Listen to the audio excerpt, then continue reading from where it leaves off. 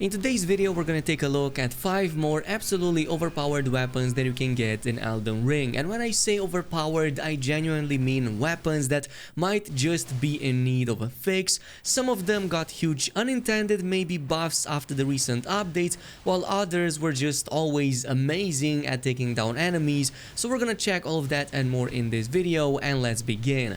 Now, coming up to number 1, one of the coolest weapons you can find relatively easy is the Bloody Hellis. You can find it at the With Blood ruins right here in the Altus Plateau. You simply have to defeat an enemy and then open up the area behind it. Once you get this weapon, you're actually going to be surprised how amazing it is at providing invincibility frames. You can even follow up with a heavy attack which will perform this powerful thrust that more often than not will pretty much stagger most if not all of the enemies in the game. But believe it or not, this is not what makes this weapon absolutely broken, but its interaction with the Warcry Ash of War is what makes it so damn OP. Basically, if you are under the effect of the Warcry while power stancing the Bloody Hellis, you will change its heavy attack with this kind of like charge ability that completely annihilates enemies, deals up to 10 maybe even more K damage, and even more so immediately staggers anything in sight. So here is the basic setup. First, you need a weapon with Warcry on it. Any weapon, doesn't matter, just make sure you can equip it on your right-handed slot and then apply the Warcry to it. In the left-handed slot, you're going to want to keep the Bloody Hellis because you're going to switch power stancing to this once you have applied the Warcry from the previous weapon. So before any fight, start with the Warcry, then power stance the Hellis and just go ham at any boss, and this is basically the result. So just to demonstrate this against Commander Niall, which is quite tough and won't easily be staggered, at least by like normal means, well, watch what happens if I just perform this trick. I'm just gonna go ahead and charge it up, and just look at that. He gets immediately staggered and whole 5k to the face. So you can obviously just follow up with a critical strike, maybe even switch to a different weapon that might have a higher critical value on it than the Hellis.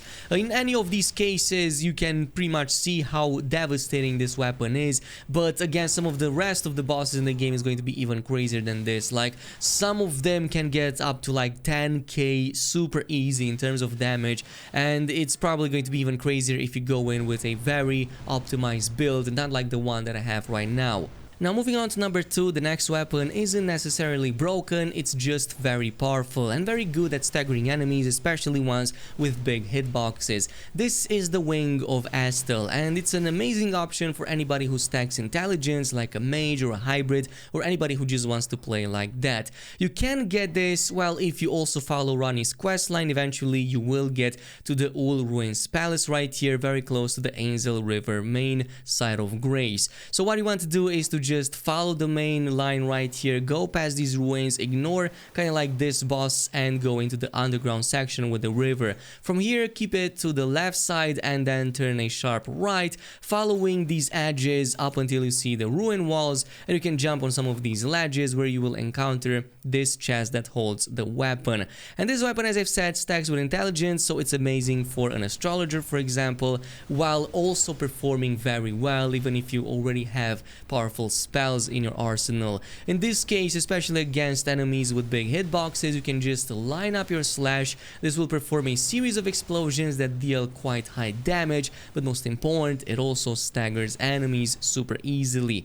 Usually no more than 2 casts, which are super fast, by the way. It takes just a split second to cast it, and you can immediately follow up with another one.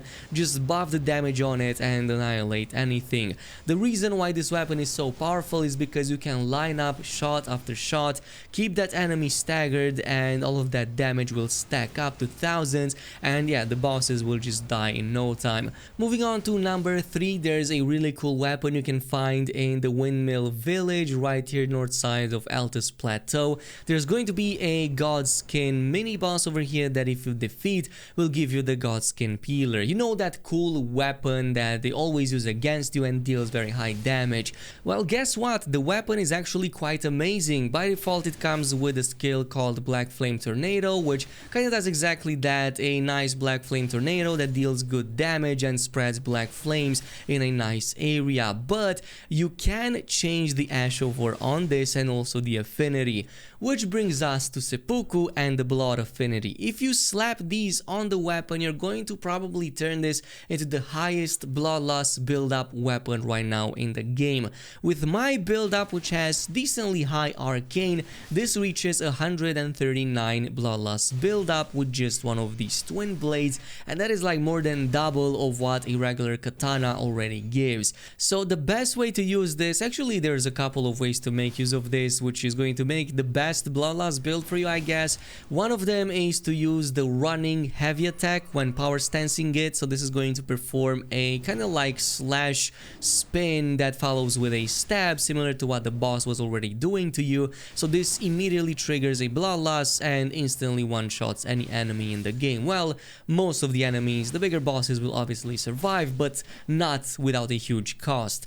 In terms of using two of these at the same time or just combining it with any other twin blade, you can stack two seppukus and use it similarly to how you do it with those katanas, but instead your jumping L1 becomes the series of 4 spins with both of them at the same time. So this ensures that you can provide even easier bloodlust build-up than any other weapon in the game. I'm not sure if it completely exceeds the Rivers of Blood, but in my testing it definitely seems to be very close to that, maybe even exceeded with an improper build. So let me know down below what you think about this. Go ahead and test it for yourselves. Personally, I'm going to switch this from the Rivers of Blood because the activation on the running heavy is way faster than using the Rivers of Blood, and it doesn't cost as much. It's also way more convenient to use twin blades in two-handed weapons and then just like completely annihilate bosses. The bigger they are, the better it's going to be to double wield these, so totally give it a try and let me know down below. Now moving on to number 4, let's talk about a truly overpowered weapon, which might or might not be in need of a fix. I'm not saying anything, but the Envoys long horn is just overall crazy at how damaging it is. Possibly the highest damage in the game right now if you line it up properly. Basically, you find it at one of the bigger bubble enemies in Lindell at the East Capital Rampart right here. He's right in the middle of this platform, so you just want to repeat this farm over and over again until the horn drops for you. Playing with this weapon might seem trivial or just like overall childish, but let me tell you, the damage is anything but. You can see some of the damage on some of these bosses going absolutely insane. 10,000 super easily, and also a full stagger to one of these bigger dragons. Like, it's so damn powerful, I was even shocked at how easy it is to kill this boss. It's my testing boss and I killed it by accident, so now I don't have any tests to perform on it anymore. Now the weapon does perform holy damage, so obviously if you are a faith user, you're going to benefit a lot from this. Even if your faith level is not that high, the holy damage on it and the huge amount of bubbles will just annihilate any enemy inside. The only downside obviously is the fact that you have to be quite static and quite close to the enemy, but not too close because the bubbles might go past them if they aren't too big or if the hitboxes are too small, so you have to be careful lining that up with regular sized enemies. But for big bosses, this is by far the best weapon in the game. If you just have proper positioning, you're going to just annihilate anything.